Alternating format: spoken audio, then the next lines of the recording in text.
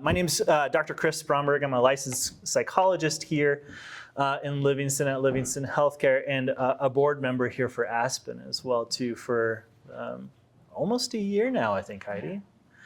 And then they asked me to speak at our event back in April asked me to speak. I kind of got voluntold that I was speaking on this topic of masculinity and engaging men in violence prevention, a little bit out of just my passion for this topic, as well as I did my doctoral thesis on this topic.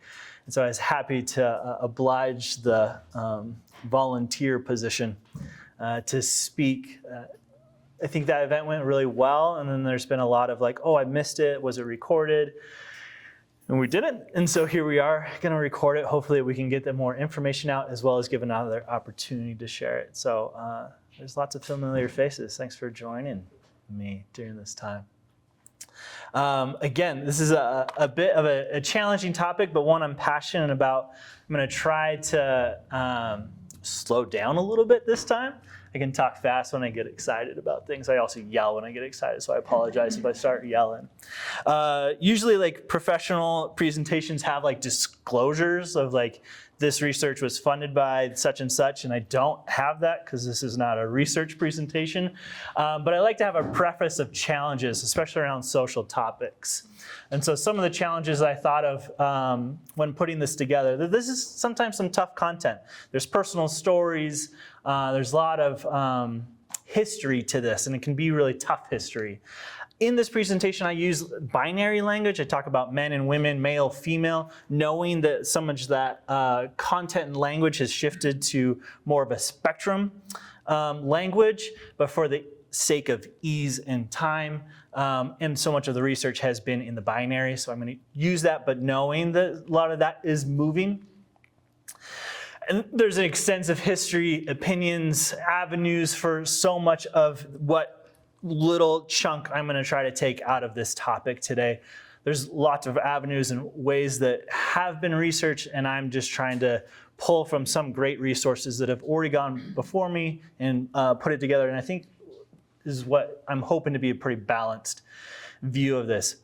That being said, there is still limited research around masculinity. This is a newer topic only within the last decade or so that still has some limited research, and we're understanding it more.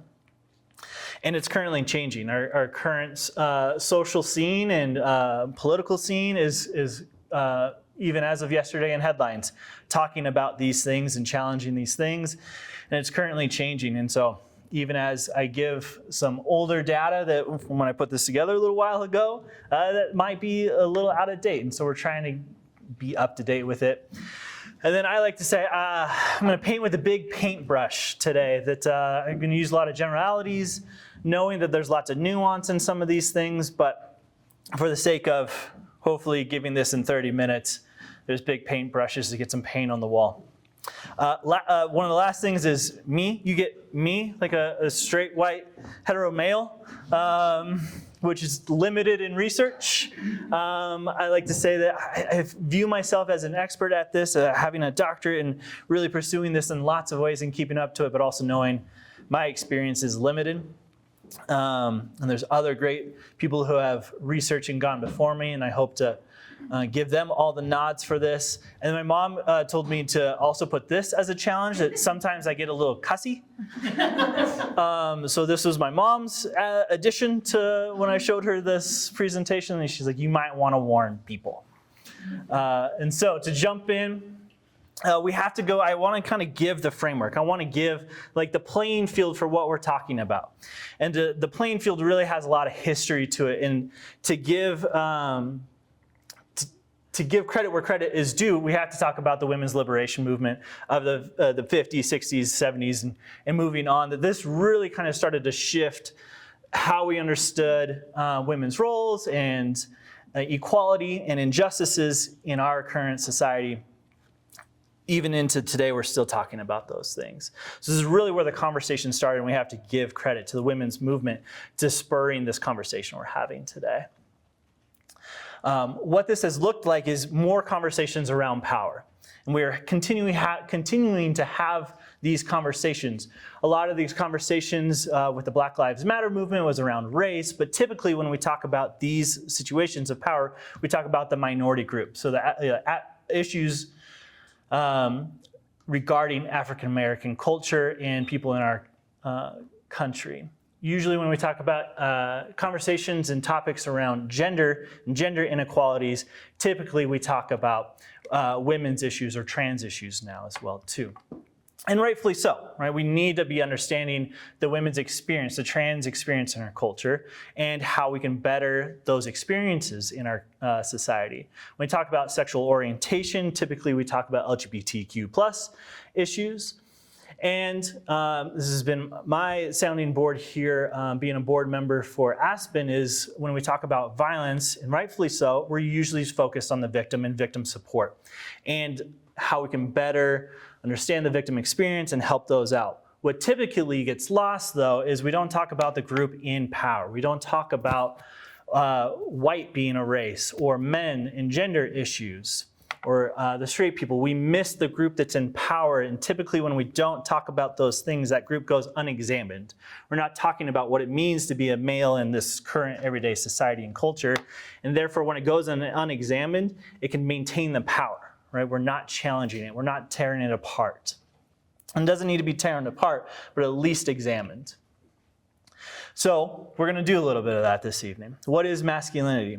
And we're going to talk about masculinity in that way. I'm not talking about the gender. I want to separate the gender from the expression. And so the expression of masculinity, and this is very culturally based. I'm talking about in American culture. This shifts when we go to different countries and different cultures. Even within cultures in America, some of this shifts. But what is masculinity? Is it about biology? And we know a lot about biology. As a clinical psychologist, I know a lot about neuropsychology. I get to nerd out on a lot of the neuro stuff through graduate school, which I try to keep up with still, but quickly whizzes past me at times. But we know from birth, at birth, boys' brains and girls' brains are almost identical. We really can't separate those at birth. If we were to take a look at each of them, there's very little that distinguishes them apart. It's really not until we start having hormone production that we start to see some of those differences. We also know too that at very young ages, boys and girls sometimes have different experiences, whether we give little boys blocks or little girls dolls, boys trucks, those sorts of things. Those start to shape the baby's experience, the brain's experience of moving objects and stacking them or having things interact with each other. And so some of those little maybe propensities that are different, we know typically young boys are a little bit better with visual spatial stuff, and girls are a little bit quicker to language. Those are really about the only differences really until we start to see hormones kick into the system. Hormones change a lot of things for us, as we all probably experienced at some point. Yeah, absolutely. And so one of those things we see in adult brains that's kind of the most different between the adult male and the female brain is this corpus callosum, which here it's this kind of this middle kind of C-shaped band.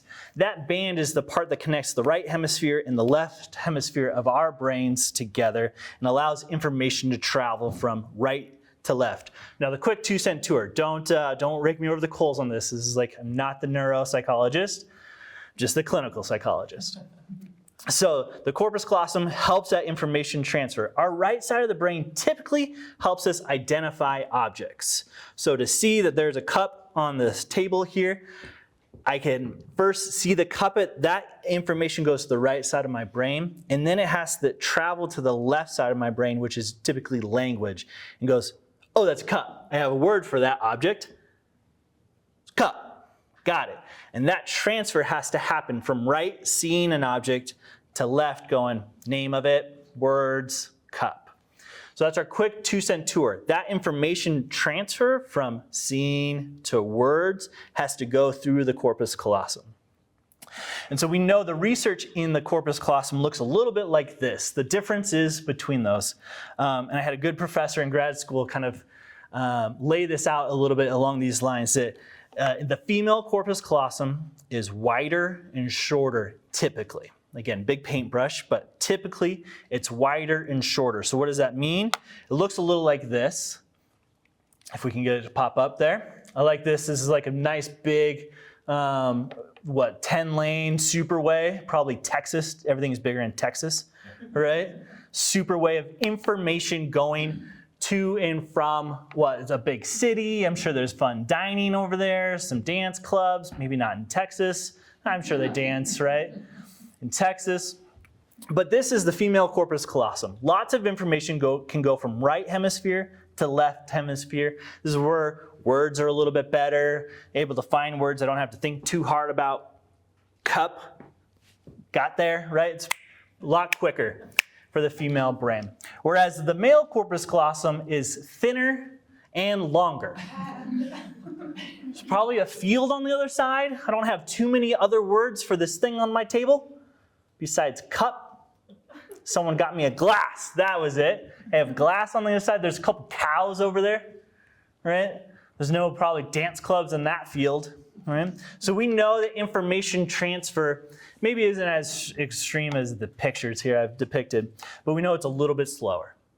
From that identifying to putting a word to it happens just a little bit slower. Why? Because that trail is a little bit longer. It's got to take longer time, less information go across. And that's what we know about the differences biologically between the male and female brains. Not a lot. What happens is, outside of biology, then we have the experiences we grow up with, and where we grow up, and how we grew up, and the people we grew up with, and then the language we learn when we grow up, right? What did we get told what it means to be a man? What did we get told? You have to be a boy, you have to play with trucks, you can't play with dolls. Why are you playing with dolls? Put those down. Right? When the little girl falls over in the bike, we pick her up, we hold her, it's gonna be okay, a little boy, well, let's see what he does, stop crying. And so we know that there's messaging that happens just outside of the brain as well, too. And so that's what I wanna focus on. This is a great video from Huffington Post, came out, gosh, a handful of years ago now, but I still think it's just so relevant. Some tough language, again, tough content, hang in there.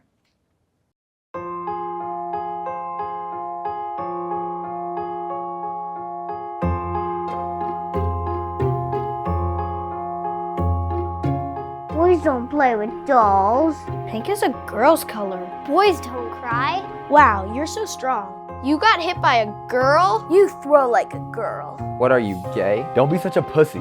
You don't watch football? You're such a mama's boy. You're so scrawny. He can't even grow a beard. Are you more of an ass man or a boob man? Dude, you're still a virgin? Nice guys finish last. Hit it and quit it. Boys will be boys. It's a pretty colorful cocktail you've got there. You're so sensitive for a guy. Dude, are you on your period? Between you and your boyfriend, who's the man? Sorry, I don't date short guys. Whoa, you slept with her? Don't sleep with a virgin. They get clingy. You can't make a hoe a housewife. You're gonna let that guy talk to your girlfriend? Now you gotta fight him. Don't be a little bitch. Stop being such a fag. Man up! You're gonna see Adele in concert? You cry during movies? You're gonna let her talk to you like that? She has you whipped. You're the nurse? I thought you were the doctor. Have you ever done a day of real work in your life? Your wife's not taking your last name? Do you mind that she makes more money than you? Isn't that emasculating? So you're just a stay-at-home dad? You gonna let your son take dance class? All men cheat. They're programmed that way. Nice car.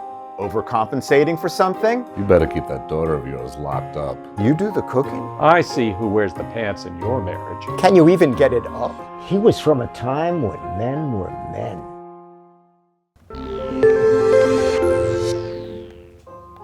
Oh, there we go.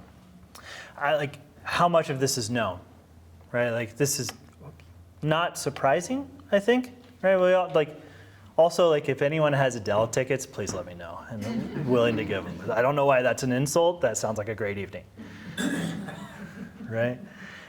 We know these. These are known. This is a very much part of the discourse around how we engage men, right? What do you mean you're not the breadwinner in this family?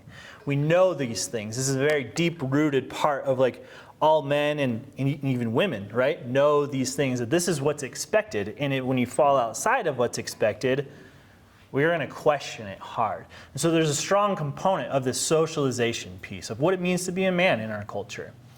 And so before I jump there, there's a great research.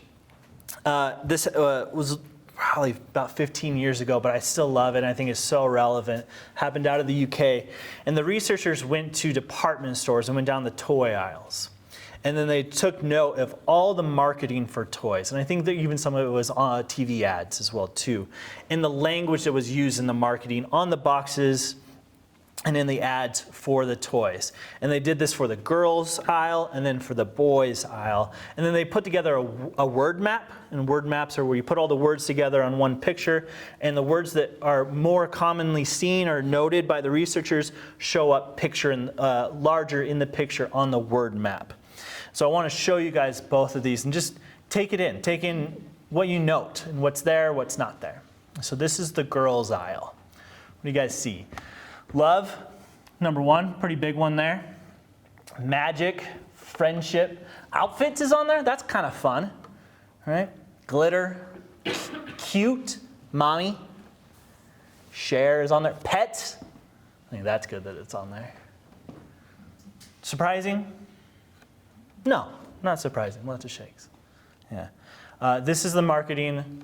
This is the boys' word map.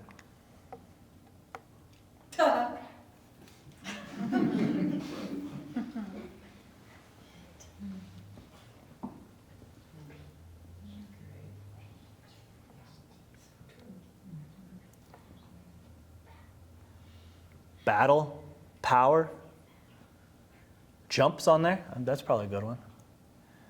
Action, vehicles, crash, hero, launch. Where's love? Where's connection? Where's relationships? Where's like broader human experience? And yet we expect like men to be in relationships and to be connected and caring and connected with emotions, and there's none of those on there. That's not what's expected or what's marketed to boys. But this is what do you mean? Why are they not? Well, we're missing a large experience. And so if this is what we give boys, then well, what's expected? And so we know that there's been lots of research around this, and this is a great kind of model for understanding this kind of socialization of masculinity. And I would argue that every guy in the room knows this on some core level. We experienced this and challenged it and bumped up against it. And I would argue that a woman knows this in the room and everyone in between. That if we ask, what does it mean to be a real man or act like a man, right? Typical, traditional, like again, some of this is shifting in our culture. Right, but if traditionally I asked everyone, like, what does that mean traditionally to be a man in our culture? We would put together a list, and I've done this lots of times, usually around these words. You have to be strong, you have to be tough, you have to be intimidating, in control, right? You have to be respected, highly sexually driven, you're never wrong, right? You have to be the breadwinner, not showing weakness. Right, answering to no one. What do you mean you're a nurse? Why aren't you a doctor? Right? So we have to be kind of moving up that ladder. Right? You have to be the top dog. Right? We know these. Right? This is, again, hopefully not a lot that's new, but it's also not very usually that explicit. It becomes explicit when you as a little boy fall outside this box when you're really hoping to get on that 7th grade soccer team, right? And you went for tryouts and then they post the list. You don't make it. You're standing there at the middle school looking at the soccer list and you didn't make the team and you start to cry. Well, what are your friends, the other boys, sometimes even girls, standing around call you? What happens in that moment? You get called some names. Right? Don't be a bitch. Being weak, don't be pussy, right? Oh my goodness, you're crying. What a mama's boy. You're being such a girl. All of these things, right? Negative terms. Also, how many are associated with the feminine, right? Also, what does this then tell us in our culture, how we view the feminine, right? As negative, it's bad. Don't be that. Don't be a girl. Right? You get called this as that little boy having some tears. You didn't make the soccer team. This is not a personal story, but it's close, right? It's close. All of that puts pressure on you to be back in the box. You're not being man enough right now. You're not being what we have defined as a real man. because you're showing emotions. And are emotions in the box? Nope. You can't have emotions. And so what is that 7th grade little boy doing who didn't make the soccer team and our friend calls him a girl? Punch that kid in the face, right? You punch him in the face. Don't call me a girl, or you discredit his manhood. Dude, you're being a girl, whatever. It's even hard naming some of these words. What that does is shows how strong and tough I am. I've then reestablished my man box. No, I'm in the box. I punched you in the face. I'm stronger than you. Right? I'm more of a man than you. Or I've discredited your manhood and put you outside the box, just reinforcing this. And there's like the psychological term in separating these, I do this oftentimes in my clinical work, between guilt and shame. And guilt is I've done something wrong, right? I'm guilty of a crime. And shame is I am wrong, or something about me is not good enough. And this is the experience of constantly checking if I'm good enough. Am I good enough to fit in the box? And so I would argue that this whole experience is policed and known by shame. This process of constantly checking, do I fit in the box? And am I good enough? And if I'm not, whew, the shame of you're not man enough, you're not tough enough, you don't make enough money, right? You're not big enough, you're not strong enough. And I would argue that almost every guy knows this to the core. On some core level, most men are constantly checking this, fighting this. Where am I at? Am I okay? Am I enough? To know that is to constantly push back against shame. Is to avoid shame, shameful experiences. What do you mean I have to be vulnerable? Nope. Because that might result in me being flooded with shame. Or sometimes then we go to the extreme, we'll talk a little bit about this too, that I'm going to completely disconnect from any sort of experience. I don't even feel shame. What are you talking about? Right? So disconnected from emotions that even shame doesn't register. And so much of this then is then I have to perform this man box. I have to put it on. I have to, it's an expression. It's almost like a role in a play, right? I know what my lines are. I know what to do next. I know where that person's going to move, and I know how to move on stage and give my lines so that I can avoid falling outside the box, feeling like I'm not good enough, and staying safe. And I want to come back to this. This is adaptive. This is safe, right? Fitting inside that box still in a lot of our cultures, right, is an adaptive thing. And it's not all bad. Like being driven is not a bad thing, right? When we hyper focus that this is the only way that I can be a man is to be driven and moving up that ladder, and if I don't, then I've lost my manhood. And what does it mean? Then we've put too many chips in one basket, right? And so I'm not saying it's all bad, I'm saying it's a little narrow.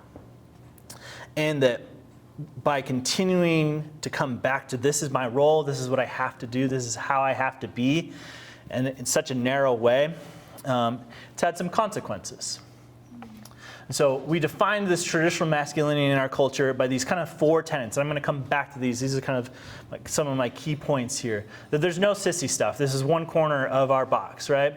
Distance from all femininity, homophobia, and emotions. Those aren't good. Quote, not good. Being a big wheel, always striving, moving. If we could put all these words, all the words in this box, they would fit into these 4 categories. Being a sturdy oak, avoiding vulnerability, staying composed, and in control and tough. And act aggressively to become dominant, give them hell. Again, not all bad. Sometimes we need to act aggressively, reestablishing boundaries, taking care of what's important to us. But when these are the only things that can define my way of being, then we've seen consequences. I love this quote. I don't like reading from slides, but this is a great quote. It's been almost a universal role of civilization that whereas girls become women simply by reaching physical maturity, boys had to pass a test. They needed to demonstrate courage, physical prowess, or mastery of necessary skills. The goal was to prove their competence as protectors of women and children. This was always their primary social role. Today, however, with women moving ahead in advancing economy, the provider husbands, fathers are now optional, and the character qualities men had needed to play their role, fortitude, stoicism, courage, fidelity, are somewhat obsolete and even a little embarrassing at times. we've seen this. That socialization is moving, and our expectations are shifting. However, are men keeping up? And so when we talk about engaging men in violence prevention, I have to first ask the question, like, how do we just engage men? Because if men are constantly being policed by shame, we see that, like, okay, this traditional idea that was helpful in gathering cultures, hunter-gatherer cultures, is maybe not as necessary now. We're seeing men disengaging. And so to talk about engaging men in violence prevention, well, first, how do we help men engage? And so what we're seeing then is this pendulum swing from this very rigid traditional masculinity, whereas our culture has shifted, and a lot of this happened kind of in the 90s from some of the research, that like as women's rights movements and equality in pay and women jumping into STEM majors and moving up and becoming doctors, and there's more room for all of this, then men kind of could be stay-at-home dads. But how is that allowed, right? And so this is where we saw in the 90s all the bumbling dad sitcoms, right? We can probably name a few, right? Kevin James, the comedian, had one. Homer Simpson, right? All of the kind of these idiot bumbling dad sitcoms came out where like, okay, we're not gonna anchor into this traditional masculinity, but if I can't be that, I guess I'm some bumbling idiot then. And so we saw this pendulum swing into the 90s. And so what we find is this weird balance, right? How do I be a man, but how do I be more open? And yeah, guys just aren't navigating this balance well. We'll let it, maybe not 3 times. We'll keep moving on. Yeah. And so what we're seeing is in this tension, right? Like, what do you mean I can be a stay-at-home dad, but how do I still be a man? But what do you mean, like, I don't have to be this traditional strong man, but then am I still a man? And how do I do that? That we're actually just, the research is showing that guys aren't doing that. They're actually just putting down the tension and disengaging. So what does this disengagement look like? Girls currently are outperforming boys academically at every level, from elementary school throughout graduate school now. Young men's SAT scores in 2014 were the lowest they've ever been in 40 years. That hasn't shifted. I tried to find some recent data. Boys still outperform girls on math, but their traditional SAT scores or their global SAT scores as a group have continued to stay lower than girls since 2014. Men are increasingly dropping out of the workforce in their prime working years. We're seeing a lack of men in the workforce. I wonder what this means for our mining communities around here, right? And this is the one that scares me the most. The average American girl spends about 5 hours a week playing video games. The average American boy spends 18 hours a week playing video games. So our young boys are extremely disengaging, especially from social engagement. And 81% of men remember to make the make and model of their first car, myself included. I won't share what it is. And barely half of them remember their last trip to the doctor, myself included, except I work at a doctor's office, but I haven't been there in a long time, except to go to work. Right? And so oftentimes we see men don't go to the doctors unless what? You got a list of 10 things, right? Because we're going to get our money's worth. And I don't want to appear weak showing up for something that's minor. And so we're seeing a disengagement. What does this look like in mental health? Could just stop here. The male suicide rates have increased 3 to 4 times higher than the female rates. We see this predominantly across the country, and especially in the state of Montana, where that rate is even higher for men than women. Men are 2 times more likely than women to become alcoholics. Juvenile crime is more likely in men, and masculinity is negatively correlated with a willingness to take medication and improve their mental health. Oftentimes, as a clinical psychologist and therapist, I typically see men when their partner has told them to go, or when shit has hit the fan and this is the last option for them to maintain whatever sort of relationship they have with the people around them in their life. Not always, but that's typically the case. And scarily, women receive custody in about 84% of child custody cases in our country. So men are struggling in lots of ways. One of the scariest ways is in fatherlessness. If men are disengaging, they're also disengaging as fathers. And fatherlessness doesn't just count the male out of the home, but also emotionally out of the home as well, too, in a lot of studies. More than 20 million children live in a home without a physical presence of a father. Millions more have dads who are physically present but emotionally absent. And this is one of the scariest things. If this was classified as a disease, fatherlessness would be an epidemic worthy of attention nationally. So those numbers are scary and also really sad for me. And lastly, just kind of to talk about, I'm not going to go through all of these, but the top one there, youth suicides, 63% are typically from a fatherless home. That's 5 times the average. So really we see that there's something about having a dad. And this isn't to say like you need a dad, a mom and a dad in the house, but I just want to highlight the disengagement of men in our culture is having outcomes and not always the greatest. Most of them aren't the greatest, not always. So how do we engage men?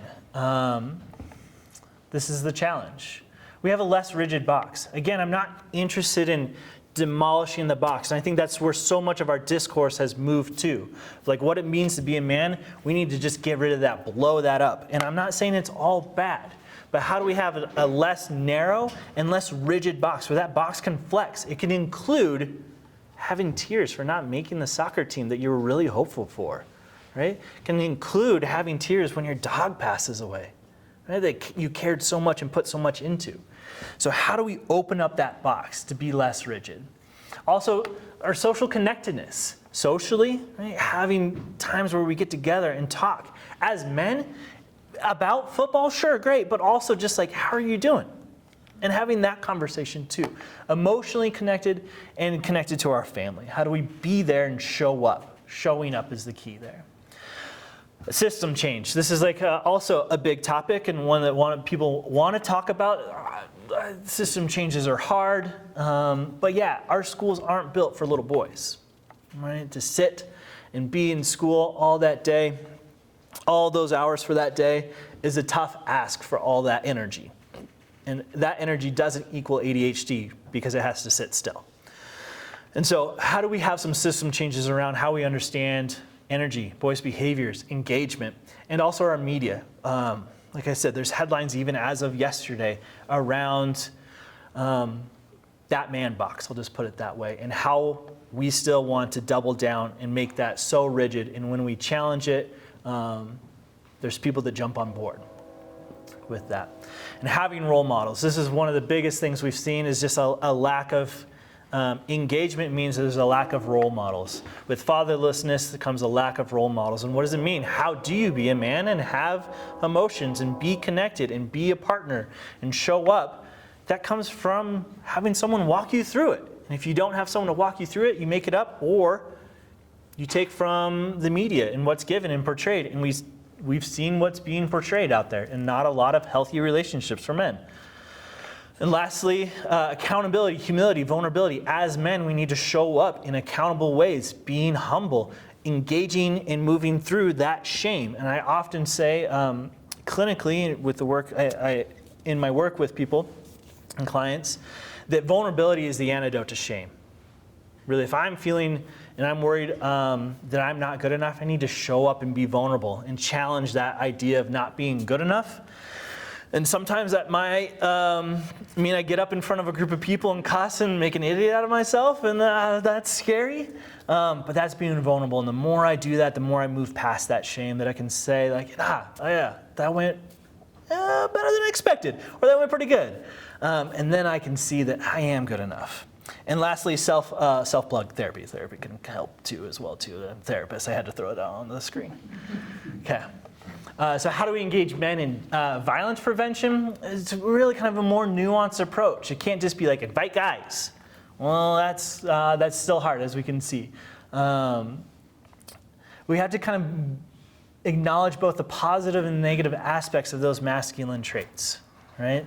And so we really we have to take that man box and we're gonna fight. We're gonna wrestle with it, I like to say. We're not gonna demolish it, but it's not gonna be this perfect, great, here's how we're going to engage men. It's going to be a fight. We have to stretch that box, as I like to say. And so here's how I propose we do that. We take this really rigid box, right, the 4 kind of tenets, 4 pillars of this box that defines what it means to be a traditional man, and I wonder if we can open it up. We can make it bigger and hijack some of these things, right? No sissy stuff. Distance from femininity, homophobia, avoiding emotions isn't always a bad thing. If there's a natural disaster, you need to kind of check the emotions to deal with the situation at large. And so that can't, like, not always a bad thing to check the emotions in the moment, right? Because there's a flood coming and we need to fill sandbags. And being sad about that right now isn't helpful for filling sandbags, right? We get to have feelings later in that moment. So if we can shift this, right, to resilience and stoicism, seeking help and support for themselves and others, to kind of hold those things to help others in that moment, right? If sandbags was my neighbor, right? And that neighbor is in a domestic violence situation and I need to not be afraid or sad or overwhelmed with anger and feelings, to check my feelings and let's help that person out, right? Being the big wheel, striving for achievement, success, again, not a bad thing. It is when we set all of our chips in one place, but how do we shift this to problem solving? We need more people than just me up here talking about how we engage men and how we move the needle here. I could use some help.